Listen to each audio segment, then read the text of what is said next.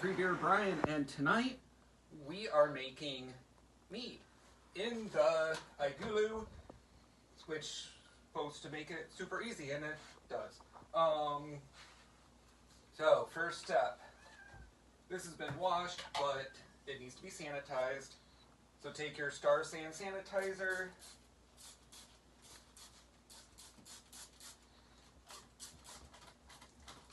sanitize everything. The number one rule in brewing is sanitize, sanitize, sanitize.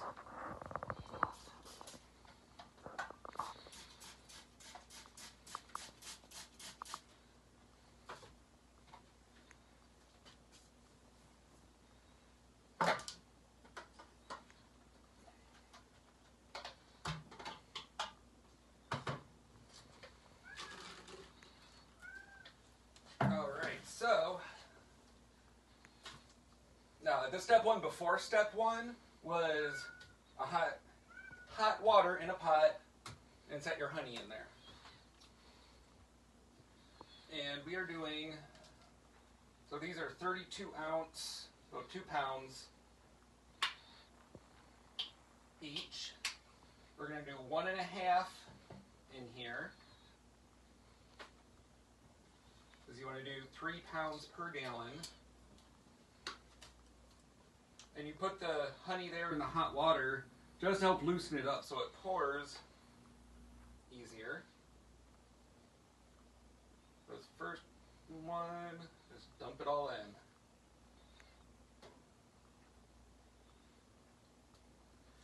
We are also using spring water. It's got all the right minerals and stuff to have good taste. And we're doing the simple way. You can start with distilled water and add your own minerals to achieve a specific water profile you want, but that's more thinking and hard work. And on small batches, it truly is not worth it. Just go get yourself some spring water.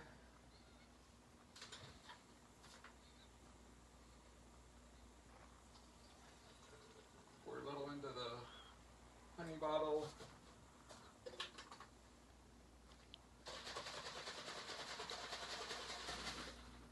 Shake it up real good just to help dissolve out as much as you can.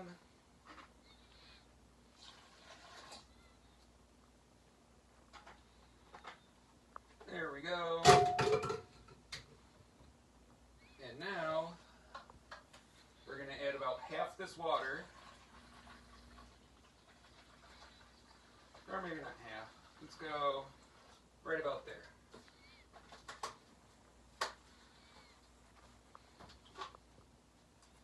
And I'm doing this in a way to reduce the amount of crap you make dirty, because the mess you don't make, or the easiest mess to clean up, is a mess you don't make. So, I don't feel I need a stirring wand or anything. And we're just going to swirl this around until we're pretty well dissolved already. See how easy that warm honey dissolves? Beautiful. And we're going to do this a few times, because now we're going to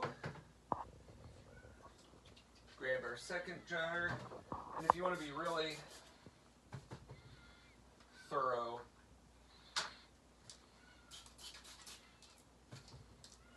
and this is what I love about Star San, you don't rinse it.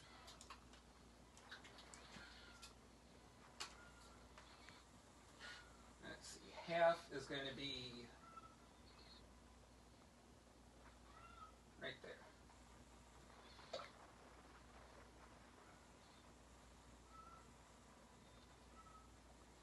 Well, there's a lot of science in brewing. You don't have to be that precise, especially when you're doing it just for fun. If you enjoy being hyper precise about everything, do it. if the extra time and effort is not pleasurable to you, then don't. It really doesn't matter. A lot of brewing is, it's not that hard.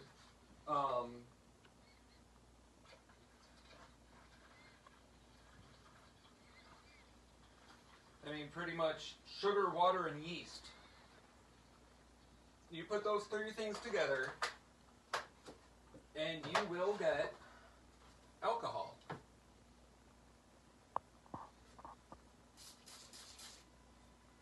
It happens naturally in nature.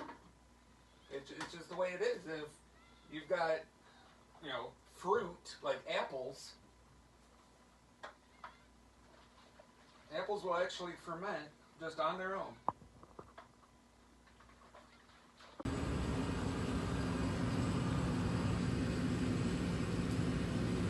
Okay, so we're almost done. We've added all the honey, so that's 1.5 pounds. And we're just going to top it up to here, because that says 1 gallon. And max. And you have to leave that extra room in there.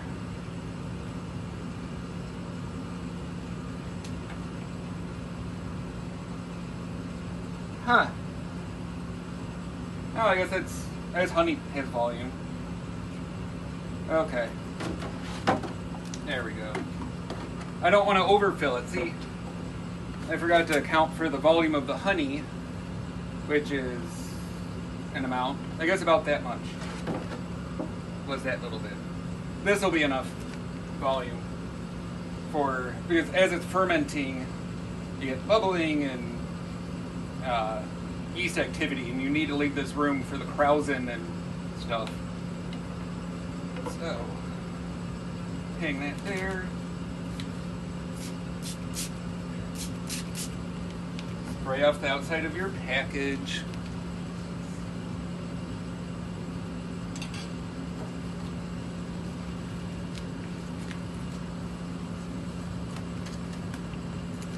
And for this, we're going to do about half this package.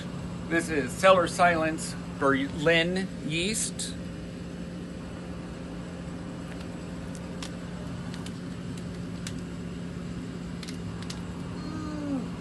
Okay, I would suggest scissors or dry hands.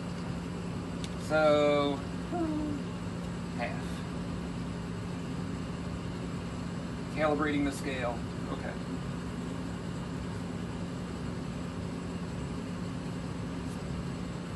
That's half. And I'm going to set that over there. And now we're going to add some yeast nutrient.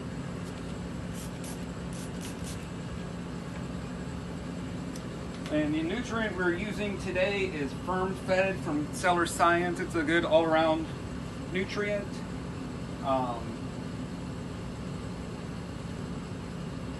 Meat makers will have their own whole thing, like real, let's see, complex yeast, blah, DAP, micronutrients, vitamins, and more.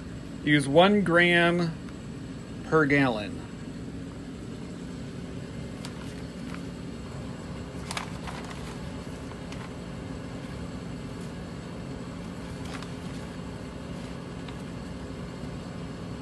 That's about 1 gram.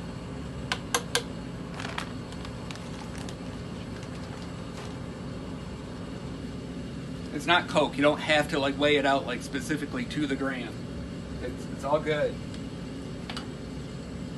Okay, so put that on. This is your lid clamp ring thing.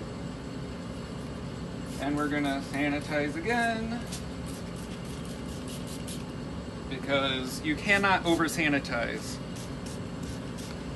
You don't really have to sanitize this part. The outside doesn't matter, but you might as well.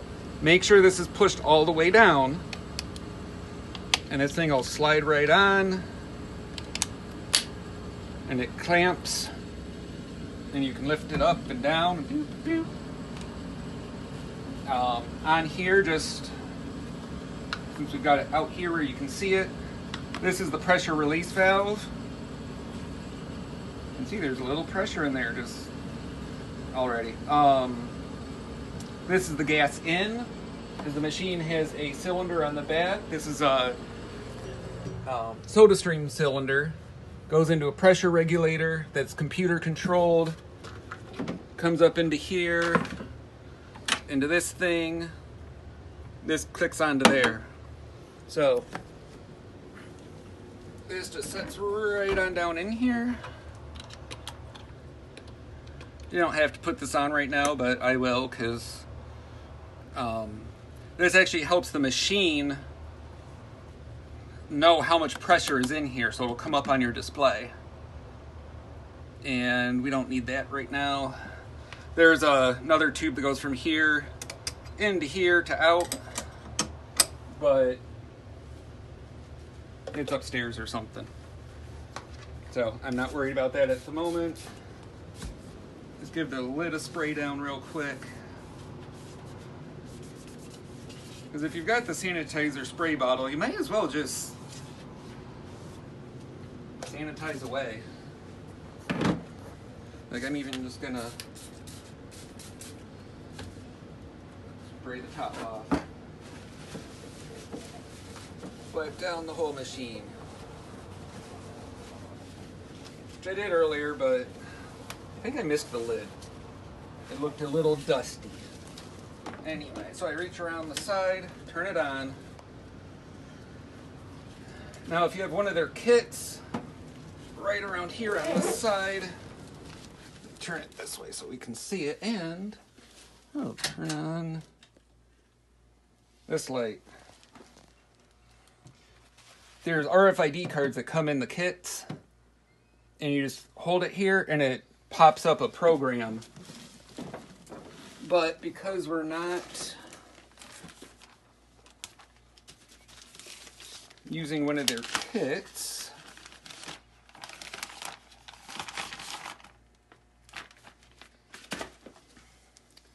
you just go, let's see, touch here. Fermentation, lager 2-stage, 3-stage, ale 3 or 2, more. Let's push more, not connected. Oh, because I have to connect it to the internet. Or this is a premium card. Obtain more from the app. Oh, okay. So, let's see. This is going to hold it at 64 for 12 days. 64 Fahrenheit for 12 days. And then it'll do its thing. It'll be ready to drink. Though with mead, we're going to let it age a lot longer than that. But that's a good start off temperature for this yeast.